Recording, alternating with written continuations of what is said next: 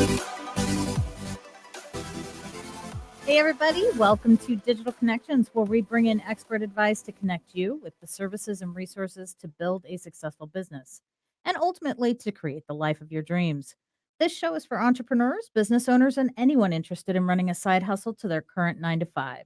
One episode at a time, we help you build a successful business through amazing digital connections. I'm your host, Nancee Johnson, a business owner and a successful digital marketer. On my way here, I have found amazing resources that have helped me grow my business, and they can help your business thrive too. Everyone needs a friend in digital marketing because digital marketing is about connecting people. So, my friends, today we are talking about your definition of success and how to build something better. So, the word success and our definition of this are engineered for us from a very early age. Whether that's based on images in the media, whether our parents tell us, or what our schools may lead us to believe, by the time we get out into the workforce, we've built some pretty strong feelings on the subject. So, some of us may have questioned that definition and even rebelled against it. I know that I did. But at some point, I know that there was a resignation that ultimately came. And I felt resigned to that corporate life that I had built. We've talked about it before, and I'm sure we'll talk about it again, but it came down to the golden handcuff syndrome for me. By the time I wanted and needed to make a change, my life felt dependent on the structure that my job provided for me and my family. The benefits were awesome, the pay was pretty good, and I liked the view from my office, but the rest of it was no longer fun, and the adventure had left years before, and I was left totally feeling blasé. So, for me, it definitely came down to a major reset of my expectations in life and ultimately blowing up my ingrained definition of success. Was it really the money and the benefits that I was after? Could I get back to a place in life that was not doldrum? And could I actually have some fun doing what I wanted to do for a living? Could I or should I do that outside of the corporate world, or was there a better way? It was a serious crisis of meaning for me, and fortunately, I was able to navigate to a better place. But as many of my constant listeners know, much of this came into focus for me through coaching. And my guest today is one of the best in my book. She is Zovig Garboushian from Boldness Ablaze Coaching. So, Boldness Ablaze Coaching centers around career and life coaching for coaching for powerful women who are doers and want to unlock more purpose, passion, and personal freedom so that they can go after what they want boldly and unapologetically. Boldness Ablaze offers private and one-to-one coaching for women and workplace training programs that are gender neutral, designed to help teams work better together. So, Zobik is a certified coach and an expert in change and transitions. She's a first generation Armenian woman born in the US and a former New Yorker, now based in Washington. So, she has more than 20 years of holistic, multidisciplinary training in coaching, change management, transitions, leadership, yoga, communication, energy work, and group dynamics. Success for her is about feeling at ease in her own skin and being on her own side no matter what. And she's on a mission to help every woman show up in her life knowing that she's magic and doesn't need to prove it to anyone.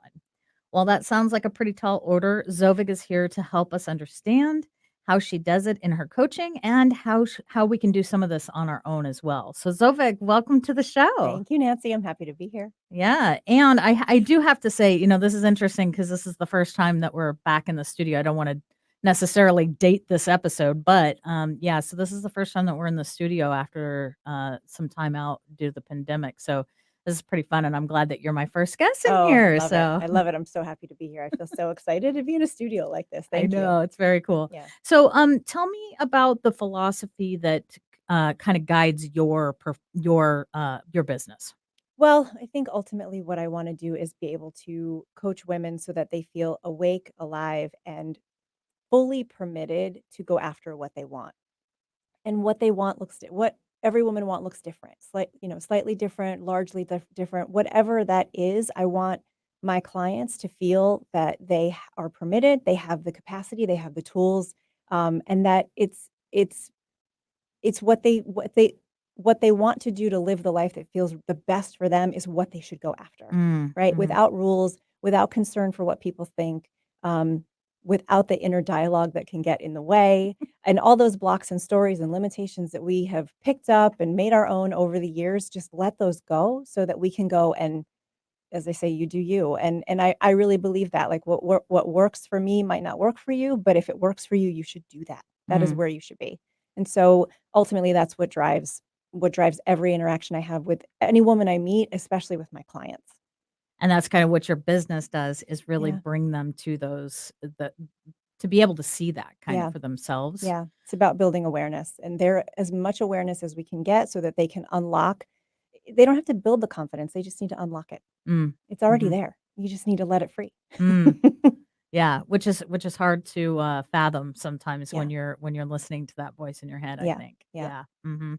So, is there a particular type of client that you work better with? I mean, obviously women, but, Yeah. is there something within that genre too? Yeah, usually my sweet spot with my clients is somewhere between the age of 40 and 55.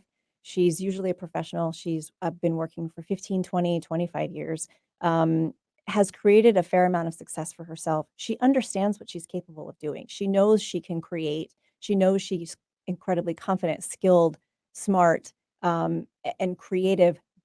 But there's something that keeps her from going full on unleashed after the career path she wants or the personal lifestyle that she wants or the combination of all of those things. And so I'm working usually with women who are pretty self-aware, Mhm. who are curious about things, who know that there's something more for them. We're working from a place of great and optimizing. Mm. So coaching is very complementary to other disciplines like therapy and counseling. But it's different in that it's goal oriented. It's kind of in the here and now. We spend a little bit of time in the past, but we do it so that we can better understand and move forward from the present. Mm. And so coaching is for women coaching is for people. Not, for me, I work with women, but coaching is for people who want to optimize what's already pretty good and just make it super excellent. Nice. Yeah. Nice. So, what made you was there something in particular that made you focus on women? That's a great question. I don't think I it was hard for me to actually, put that stake in the ground when I first started coaching because I was concerned I was going to be leaving people out, Mhm. um, and I didn't know if it was right or fair or if I was doing something wrong by Mm. focusing on women. I don't know. I'm so far from that story now, but I remember I struggled with that at the beginning, and, through out my career, and I spent years in media when I lived in New York, and I always had these side hustles that focused on empowering women. I was a personal shopper and stylist for women, initially women that had gone through great weight loss and were getting reacquainted with their bodies. I dropped quite a bit of weight in my 20s, so I understood what that meant. So I wanted to empower them through their appearance. And then I started teaching yoga. And that was while I taught everyone, I particularly enjoyed watching women take use their bodies to fully express themselves on the mat. So I've always kind of had this thing around supporting and empowering women. And then when I decided to be a coach, like I said, I kind of played around with it and I wasn't sure. And I realized I was naturally only talking to women about my Mm. coaching. And then at some point, my partner, he said, I think you just want to coach women, right? And I said, well, I don't know if that's it. Well, why don't you just do that? If that's where you want to be, and he kind of gave me permission. I thought, yeah, you know what? I think I am going to do that. And then Mhm. as I understood that, I got more specific about sort of the age range of who I would work with, who I would best have the most chemistry with, who I understood Mm. the deepest. And so it's been a bit of a journey in that, but now I'm here and that's it's who I work with and it's Mhm. what I love to do and it's what lights me up. Awesome, Yeah. awesome. So, we talked a little bit about what the subject of this show was going to be, and you told me, you said, "All right, so I want it to be about blowing up your definition of success." So tell me what that means exactly. So you mentioned it at the beginning of the show. Success is defined oftentimes by things we're taught when we're young, by things that are taught from our gender, by things that are taught from our families, in the job industries that we're in our social circles. In the cities we live in. What success looks like in New York City is very different from Mm. maybe Boise, Idaho, and so Washington State. Washington State. And so we're taught we shape what success looks like in our heads. And I want to make this much money and by this time in my life and have this and do this and be this and know this. And I'm saying all that's probably pretty limiting. Mm. And I think that success living, breathing thing.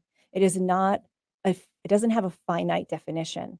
And most likely, myself included, when I go to define what success is, if it has these shoulds in it, which a lot of ours do, um, Mm, or and if they're I call them should light, like it's an expectation that you've set that if you don't have that, then it's bad or you've done something wrong. mhm. If it includes any of that, if you include any of that in your definition, you're probably limiting yourself because we tend to limit ourselves. I'm a this, I'm a noun, I'm a, you know, uh, I'm a coach.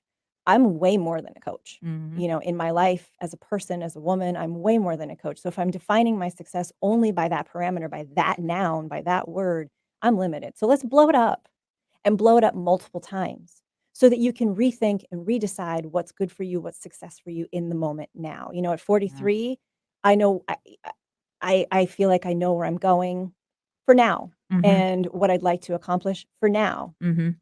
A year from now, 2 years from now, that could look completely different, which means my definition of success also needs to evolve Yeah. because I'm evolving. If I'm Mhm. not evolving, something's wrong. Right. So, but if I'm evolving, as should my definition of success. Yeah, who's it? Martha Stewart says, if you're done changing, you're done. If you're done changing, and I've also heard if you're not growing, you're dying, Mhm. you know, and Mhm. that sounds pretty dramatic, but it's true. Mhm. I mean, if you're not Mhm. growing, what are you? You're static. Well, and honestly, I think, from a career perspective, from a job perspective, from a business ownership perspective, things are changing in the world Mm, so rapidly that if you use somebody else's definition to define what yeah. success is going to look like, you're probably going to miss out on a lot of opportunity that's Yeah. out there. Yeah. It's very Mhm. limiting. And I think that we get very trained to look at things as a set of check boxes. Our resume looks Mm. like a list of things. Yes. And our dating profiles look like a list of things and all of our communications are a list of to-dos and actions and if things don't fit into that format, then we don't know what to do with them. And I think, like I said, success is not a list of check boxes. It's not a list of things I've done. Mhm. It's a description of who I am, who I want to be, where I'm going, Mhm. what I am now, and it becomes more true as you live into it. And I try to talk about my success in the present because it's true and it becomes truer. Mhm. The more I do, the more I grow, the more I evolve. And I deserve the right to reshape my definition of success at any point, as Mhm. does any person. Mhm. Yeah. Well, and I think most of the people that are successful Mhm. in this world have come to that conclusion at Yeah. some point, which is why they're successful because they do define their own space, you Yeah. know? Yeah. So, well, kind of speaking about that, what limitations or blocks do your clients experience on this journey to success and how do these blocks kind of show up? Yeah. One of the most common things I see is not permitting themselves to want things. When I ask a client, well, what is it you want? Whether it's about career, family, personal health, whatever, I get a Mhm. long pause or I get I'm not sure. Or my Mm. favorite is, well, what I want is this, but I don't know if I can. And so then we get limited and restricted by the how it's going to happen. When all I've asked is, what do you want? And so and I think with women in particular, we feel like we're not allowed. We're not trained. Look, let's just say it. We're not trained. We're not trained to desire. We're not trained to speak up. We're not trained. We're just not trained to do those things, and so we don't learn how to um, be okay with our desires, our Mm. wants, Mhm. and then on top of that, we don't know how to. We have to learn. We have to understand and educate ourselves on how to say it out loud. Yes. And Mhm. so and speak it out loud and put a period at the end of the sentence instead of an ellipsis, dot, dot, dot, or a question mark and hope for validation, just a period. This is what I'd like, end of story. And, that takes courage. It takes guts. It takes some work. Yeah, It makes people really it uncomfortable. does. It still makes me uncomfortable, and I Mhm. know on every level I have the right to have things as I design them, as I want them, and then when you meet somebody new, you're in a new situation, you're like, "Uh-oh, what did I just do here?" But I'm gonna Yeah. say it anyway. And so that takes a lot of practice. It's not a Mhm. one and done, but that the biggest block is that they're not sure they're allowed to want. I think especially as women, a lot of us are taught that it's rude, It's rude. to Don't be be out rude. there and yeah, don't be rude, I mean, you don't need to pat yourself on the back, Yeah. but you know what it comes down to? You do, Yeah. I remember, years ago, Satya Nadella got in trouble because he came to a women's conference. Yeah. I hope he doesn't ever hear this. But anyway, he came to a women's conference and he said, he basically told somebody asked, how do I get more money? And he said, well, you basically just need to wait for somebody to Yikes. come and and it Yikes. didn't go over well at all, right? But I think he's handled it so beautifully, Mhm. right? Because it was a learning experience for him. He came back and he said, you know what? I was wrong, Yeah. this isn't, and especially for women, this isn't necessarily the case. Yeah. And I admired him even more because he did that, Yeah. right? But I think it just goes along with that is exactly what we're taught. No, you just be good and go to Mhm. work. And, somebody will eventually say, oh, Nancy, what a great Right. job you're doing. Right. Here's some more money. Yeah. Yeah, no, it never happened that Yeah. way. Never. And it's never happened that way. And even in, I have to say, I experienced a lot of um, sort of deer in headlights looks when I first moved to New York, or not from New York to Washington, Hmm. when I would be in a store or a restaurant and I said, no, that's not what I want. I prefer this. And I could tell I sort of threw people back on their heels a little bit. And I think it's just not, well, Washington State's pretty polite. we're, And we're too so close to Canada. very, very polite. And so I could tell I was like, oh, okay. So I need to maybe figure out a different way to say what I want without throwing somebody back on their heels. Mm, But like, the permission to feel like I can want big things, seven-figure salary, to live alone, or to not be married, or to not have children, or to have children, or to have a life partner and not get married, or whatever the version is. mhm, I think that shows up for a lot of women as a big blocker. Like, okay, I want, but then how? I don't know if I can. I don't know if I have the time or the permission, or what will people think? mm. And then all the stories step in, about the deserving. And so, does that answer your question about the blocks? It does, it's quite a few blocks. Yeah. Well, I think we kinda covered it, but, are there other things that we haven't talked about that, where people actually that this is how they create things? I mean, I get that, society gives us these Mhm. messages. A lot of times we have the voice inside of our Yeah. head, right? Are there other things that cause the blocks that we find ourselves with? I think somewhere along the way we pick up habits and patterns that at one point in our life served us. Mm, Like, we don't do anything unless there's a payoff. Even, quote unquote bad behavior, we do because there's a payoff of some sort. We're getting something from that yeah, choice, that's that right. behavior, whatever it is, even though it Mhm, might not look great to the naked eye. There's a reason behind all of that. And so at some point in our lives, small children, teenagers, adolescents, even in young adulthood, we pick up these behaviors that we think keep us safe or would serve us well or would endear people to us or would curry favor yeah. or would just make sure that we are not in danger Mhm, of being rejected or hurt or told no or whatever. So we pick those things up, we take them on as if that is the only way to mhm, live, and then they become our stories. mm, And then those stories, then we build our life within the confines of those stories. mhm, And that's where our definitions of success get built, is within the confines of those stories, which is why we want to blow up those confines, to blow up that definition and relook at how do I want this to look? What do I want to have happen mhm, for me? How would I most want this to go? And so I think it starts young. Family, interactions, traumatic moments, they teach us things yeah. and they teach us how to stay safe. And at a certain point, and I've said this has been said to me throughout my coaching and work that I've done and continue to do. And I say it to my clients, like, at what point do you decide you don't need to be safe anymore? And that's a pivotal moment. I think for everybody, women or no, I think for everybody, it's a pivotal moment. At what point do you decide you don't need to be safe? You Mm, don't need to take those precautions. You mhm, actually can live large and take up space mhm, because no one's coming for you. yeah. It's okay. Mm, yeah, yeah. And well, do you think though that do you have to get rid of all those blocks in order to have success? Or I mean, can you have it without You can getting rid of absolutely it? have. In fact, I think most of us have success despite all of our blocks, which is mind blowing to me because then imagine what you could do without those limitations, Yes. right? Uh-huh. Like I had much success on paper with tons of limitations and Yes. shoulds that I was living by. Now I'm looking at what can I create without all of those limitations. And I'm systematically starting to break them down. So you absolutely can have success. You can have a really good life Mhm. with that's why coaching is about optimizing. It's not about taking Mm. something from crappy to amazing. It's about like what's already really good and where do you want to turn up the volume? And Interesting. so I think amazingly enough, the clients I've worked with and myself too as an example, despite those stories, those blocks, those limiting beliefs, we go and we do amazing things. Mhm. Um, I think some of that stuff is so deep and so ingrained in us. I've learned to coexist. Mm. I've learned to kind of what I call put those blocks, that voice in a corner. Mhm. In a moment where I know it really matters for me to show up for myself, I have to put that voice in a corner. Thank you. I hear you. I don't believe you. I'd like you to be quiet now. I mean, I've literally had conversations like this, like, okay, Zovig, no, that's not true.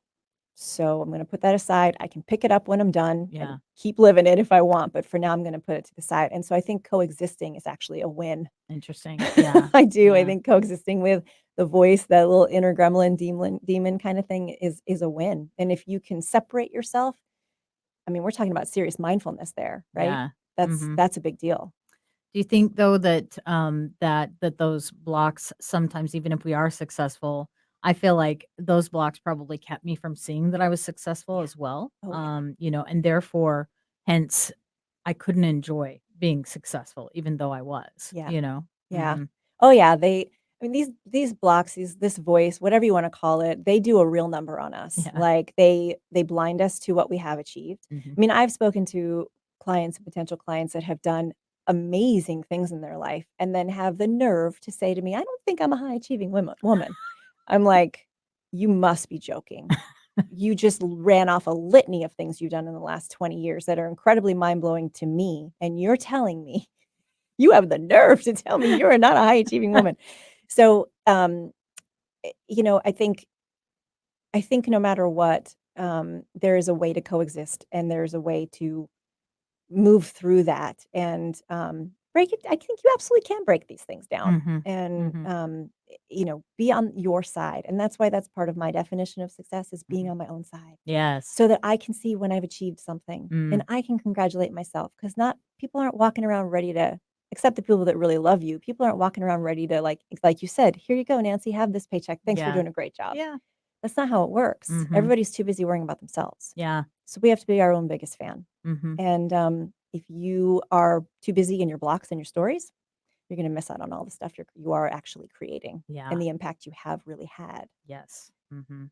Well, I like how you say that, coaching is basically optimizing. Hmm. That's awesome because that is exactly and, I've talked to a lot of people that'll say, "I don't need coaching," I'm fine, but, because they have no major problems, they Yeah, have no major issues, yeah, and when you think about it from the point of this is optimizing what you're currently doing, everybody can stand to absolutely, optimize, there's always room for more optimization. absolutely. And I know, because 'cause I'm into search engine optimization, I'll tell you it never It ends. never ends.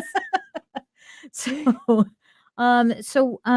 can your coaching help business owners and entrepreneurs specifically, do you think? Absolutely, because when you are launching your own thing, when you are owning a business, now the whole thing is on you, Mm. right? The more the bigger things you go after, the bigger the problems become. The Mhm. louder the voices get, the bigger the blocks show up, the more intense that they can get because we're after Yeah. bigger things. And that to me, when that happens, that is my sign that I'm onto something great. When the voice gets really big, very loud, when I get emotional, just a couple of days ago, I was like, I don't know if I'm doing this right with my coaching business. I was in a whole moment about it. Mm. That to me, now that I look back on it, just a couple days ago, I'm doing something right because I'm hearing that stuff come up so strongly. Oh, interesting. Yeah, I Yeah. think that's a sign to me that I'm on the right track. And so if you're starting a business, and even if you've owned a business for 10 years, because there's always somewhere next level to go. Mhm. The more next levels you go after, the more those blocks are going to show up. And then the more you are called into action to face them Mm. and to say, no, thank you. I'm putting you in a corner right now. The mindset around owning your own business where you are last stop. You are the final approval. You are the okay to spend the money, to take the time, to hire the people, whatever your business looks like. When that's all on you, absolutely you're going to hear the voices tell you that you don't know what you're doing, that you're not smart enough for this. Why is your business any better than this person's business? Why am I a better coach than this person over here? All that's going to show up. And I think the guts and the grit is in, that entrepreneurs and business owners have, is like you're just fully poised to be able to take that voice down. Like Yeah. I think that, the grit that comes with starting your own thing, it's scrappy, it's gritty, it's not pretty all the time. It can be messy, and No. to face that, I think is like that's pretty honorable and pretty remarkable, and get some coaching to get through it, because it's all about your mindset. Yeah. Nothing has to be. You said nothing's wrong, so nothing has to be nothing has to be wrong for things to be great. Mm. Mhm. And a lot of people think, well, it's not bad, and I'm like, well, then what are you tolerating? Mm. That's my next question. Like, well, if it's okay, why is it just okay? And why is that okay? Why is that Why is okay? that okay with Mhm. you? What are you tolerating? Are you okay with tolerating that stuff? So much of us are taught to just accept okay, Yeah. though, Yeah. and that'll get you by. Yeah. So, yeah. So why do you think that we are afraid to grow and expand our definition of what success looks like? And how do you help your clients kind of redefine their success? What does that look like for them? I think we're afraid to have those bigger definitions of success because we're more visible. We are then more susceptible to judgment, to rejection, to people not liking us. Yeah. And that's scary for Mhm. most of us. I don't know a single person that isn't like concerned to some degree about being judged at something in their life, right? I think there's a few psychopaths around that Maybe, but I don't know if they're business owners, and if they are, I don't know how successful they are. So, I think that the fear of being highly visible and making mistakes in front of people are what are what we're afraid of. And Mhm. then the second part of the question, I got very caught up in Oh, that. how do you do this for your clients? Ah, Like, how do you help them redefine it? yeah. Well, the first thing we have to do is identify what's there that's in their way. Mm. And I do that through the wanting question, and then Mm. understanding what the blocks are, and when the blocks show up, and what we say to ourselves when they do, and how we handle it, and how we then want to handle it. So we're always Mm. doing like, okay, what's happening now? And how do you want this to be? Like if you could wave your magic wand and you could have it exactly how you wanted it, Yeah. nobody's here to listen to you. No one's going to judge you for it. Like, how do you want this to go? Mhm. And so you have to name it. You have to face the challenge in order to break the challenge down, Mm. right? So you have to name what's going on and be willing. In coaching, we call it being willing and coachable. Like you need to be willing to look at something that's not so comfortable. Yeah. That Yeah. the discomfort, that friction in the discomfort Yeah. is where real growth and change happens. And that's part of why I named my business Boldness Ablaze, because when you apply fire or heat to anything, it can transform. You can also destroy things with fire. And so that's where self-mastery and optimization and mindset really come in, because you are strategically lighting fires, Mm. strategically creating heat and friction so that you can create change. You're not torching the whole place down. you know, so you are using your inner fire, cultivating that to create change and transformation in whatever part of your life you want to. Mm, I love that. Yeah. And you said something about, basically kind of asking your future self in Yeah. essence, right? My coach, Joshua, who you met just Yes. recently, so he has this thing, and at first I was like, "Oh, Josh, come on, seriously?" But he calls it, what is it? The quantum leap. And Okay. so he had me build a mental spaceship. I get on the spaceship. I go to this other planet, that's a duplicate of Earth, Yeah. right? And there's my future self that's made it to where I need to go, and I have a little conversation. I really thought I was gonna get annoyed with myself for the massive visits that I w but I didn't. I'm really Yeah. nice, Yeah. so Yeah. I'm sure you're great. I'm sure future you is awesome. she is. Yeah.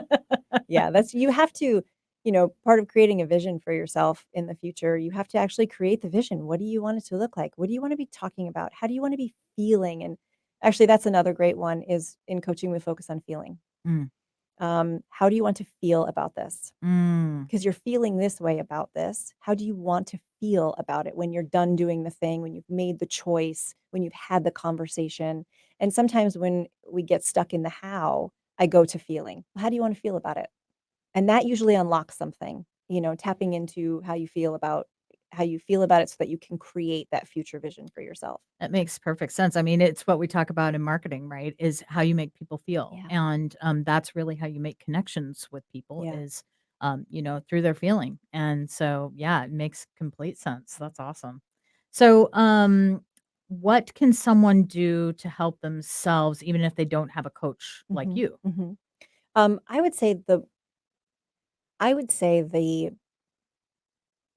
gonna have to find a way to get real with themselves. Writing things down in the moment where something Mm, feels sticky, where they are clear that there is some sort of inner dialogue going on. mhm, Something I do with myself is, what am I actually afraid of right now? I ask myself that question. And sometimes I write it, I journal. That's my tool. You don't have to do that, but that's my tool. You could speak it into your phone and record it, or you could just talk out loud to yourself. But what am I actually afraid of right now? mm, And then I keep asking myself, now, what am I actually afraid of? What am I actually afraid of? And the more I ask that question and the more I write down the answer, I get to the nugget inside of the thing that I'm actually really afraid of. And I'm afraid that someone's not going to like what I put out there. I'm afraid someone's going to think it's stupid. I'm going to, whatever the yeah, thing is. And usually when I verbalize it, it becomes absurd to me. But it also allows me to name it so I can face it. And when you face something, it ceases to be as scary. mhm, So anything you can do to get real with what is getting in your way in the moment or as close to the moment as possible, is something you can do to kind of self-coach. And for me, it's that question, what am I actually afraid of right now? mhm, And it yeah, usually starts out ridiculous. Like, I'm afraid that I'm not going to, I don't know, make $1 million in this decision. Okay, well, that's dumb. So why am I afraid of that? Like, let's go a little layer deeper, a layer deeper, a layer deeper. And then you get to the real thing that usually is centered around, I'm afraid I'm going to feel a certain way. yeah, And if you can get real with that, you can start to work with that. When you know the truth of something, you can work with it. But yeah. if you're just on the top layers of stuff, it's really hard to change anything. That step works so well for so many things. I think about people that have had problems with finances, Mhm. and realistically, a lot of times it is just a matter of them facing what's actually going on, Right. you know? Right. Yeah. Mhm. Yeah.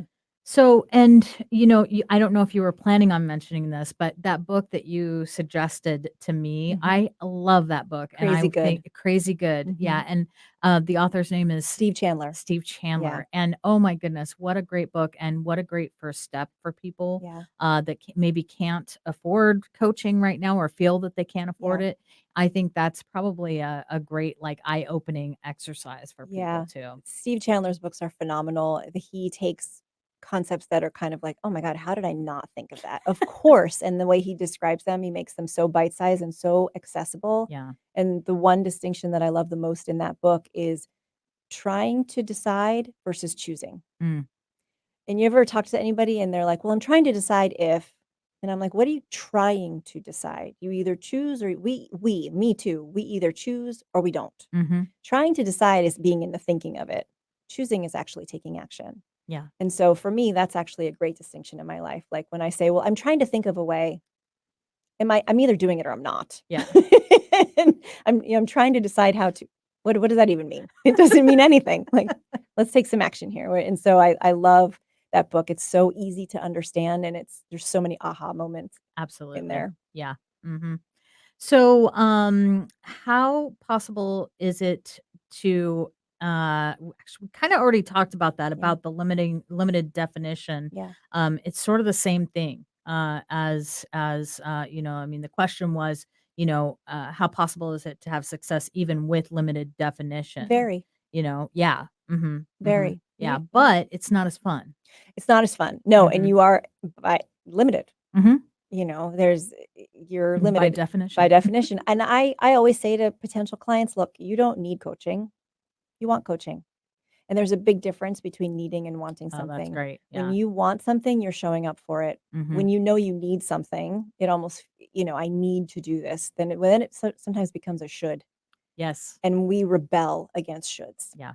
and we dread shoulds. Mhm. And we'll do whatever we can to skirt around them. And we do it reluctantly. But if you want something, you will show up for the coaching session. You will do the work. You will try the new thing. You will try on going to another planet in an Yeah. alternate universe, it sounded ridiculous to you, but you're like, "You know what? I want to change and I know I have more in me, so I'm gonna try this ridiculous exercise and see what comes of it." Mhm. So, I always say, you don't have to have coaching. Everything's, I'm sure, great as it is, but you're talking to me for a reason. Yeah. So let's see what else is there. Mhm, mhm. Yeah. Yeah, one of our most recent interviews was with Ted Larkins. He wrote the book, Get to Be Happy, Mm. and it's basically the same concept, right? But we had a lot of those conversations about shoulding yourself. Yeah, that it's a should show. Yeah. Gotta watch that. Yeah. Oh, well, alright, so what else do you have for my guests today? Anything I mean, for my audience, anything else you wanna close up on? Um, gosh, I would say if there is a decision that you are trying to make, Mm, something you're sort of doing a dance around, um, a thought that is kind of a quiet whisper in the back of your head, or even something as overt as I used to describe it as like I'm vibrating in my own skin because I know that there's something else for me. If that is happening for you right now, what is stopping you from exploring what's available? What is stopping you from having a conversation with a coach around what you possibly can create? You can always choose not to move forward with change. But if mhm, there is some voice that is happening in there that's telling you, this could be better, this could be different for you, there could be more here, listen to it, honor yourself, mhm. because what are we doing otherwise? Yeah, yeah. What are we doing? Yeah, I would say I couldn't agree with you more. I mean, if you're going through the doldrums, guess what? A conversation with a coach, even that initial one, even just calling Zovig, Yeah, "Hey, can I chat with you for a little yeah, bit?" I mean, it can be enough to get people to move to the next absolutely. place. Do something. Yes, do Do something. something. Mhm. Yeah. Yeah. Well, Zovig, this has been a blast. Thank you so much Thank for you. all of your great information for our listeners. And before we take off today, I do want to give you guys all my digital marketing tip of the day, of course. So I know it may sound obvious, but update your website today, not tomorrow. You have an average of about 7 seconds to grab the attention of your visitor to your website. And once they are there, they'll only spend about 45 seconds on average to understand who you are, what you do, and why they would pick you over your competition. It is possible to tell your story in that amount of time, but beyond that, you also need to consider the functionality of your site. People have options these days. If your site does not get people to where they want to go in a timely manner, they'll go elsewhere. And that's the other key. Your website needs to bring people to where they want to go, not to where you think they should go. So make sure you're asking the right questions as you redesign the experience to make this happen. Your website is the first thing that many people will see about your product or service. This means that it is so important that this space is in alignment with your business and your brand. And as always, if you need help in this space, don't hesitate to give me a call or drop me a line. So, a huge thank you to my guest, Zovig from Boldness Ablaze Coaching. You can find Zovig at boldnessablazecoaching.com. And please do make sure to follow us, subscribe, and like us wherever you get your podcasts. You can find this episode and previous shows, along with contact information for all our guests and for me, on our website at digitalconnections.us. Have a great week and tune in next time for another amazing digital connection for your business.